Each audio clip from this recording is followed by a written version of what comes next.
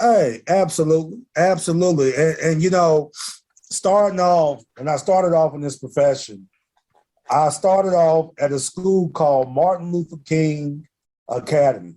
And I don't know why every Martin Luther King street Right. and school has to be a problematic situation. Everywhere. But it is. Yep. You know, Martin Luther King was my first year teaching.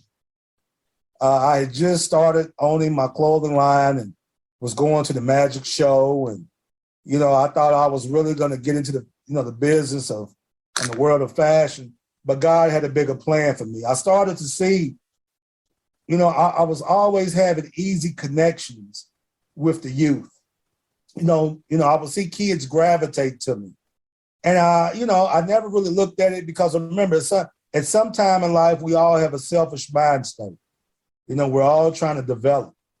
But a lot of times when God is moving you in a certain direction, if you're not in tune with God, you're not going to see it, you're not going to feel it, and you might miss it.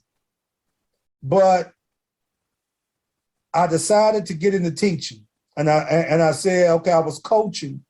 And I said, okay, maybe I could definitely benefit our people getting into the field of education. And I started off at MLK, and that school is an alternative school for, not elementary, middle and high. The school was off the hook. Not a lot of learning that took place, and it did if you really cared. In my room, I had math. So yes, the students did learn, and I pissed a lot of them off because I did show them that learning is critical. But I'm gonna tell you this, that was probably the best thing that happened for me was to go and work in that school because one, I still lived in an urban community, so I knew the kids. Mm-hmm. But two, the impact I made and the friendships, which is crazy. A lot of those kids that I had back at MLK, even at the first middle school, which I went to that school, Winburn Middle, I had the self-contained as well as the special ed room. I am good friends. And those students still look up to me today as a role model. I got more, I got more gratitude from working in those troubled classrooms than I did working in a classroom where everybody was learning. Right. Funny how that is, huh? I'm gonna tell you what, it's crazy because you could really find yourself falling asleep mentally in a classroom where everybody's learning and doing well and behaving. And you kind of sleep on your own skill sets. You know, my skill set was getting in that mud and working with them because I was just like those kids. Yeah. I didn't mind having to go off every once in a while because that let them know that if you don't understand what I'm telling you now, that boss or that employer, they're not going to tell you 2 or 3 times to do what I'm telling you to do. Right. But it was more than the academic that I got out of working at these schools. It was the social.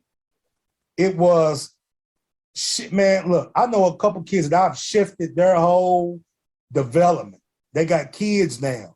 When they see me out, they would still respect me. They come to my table. And it's still Mr. Clay. It wasn't even Dr. Clay to you. But now, as I tell them, you almost 30, if not you're 30. So now you're a man now. So you can come and we can chop it up and eat at the same table because we could then.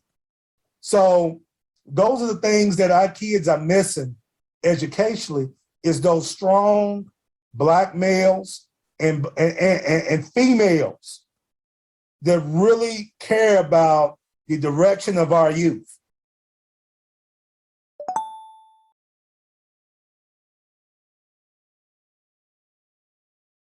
Nothing ever was handed, all about respect, never about ego.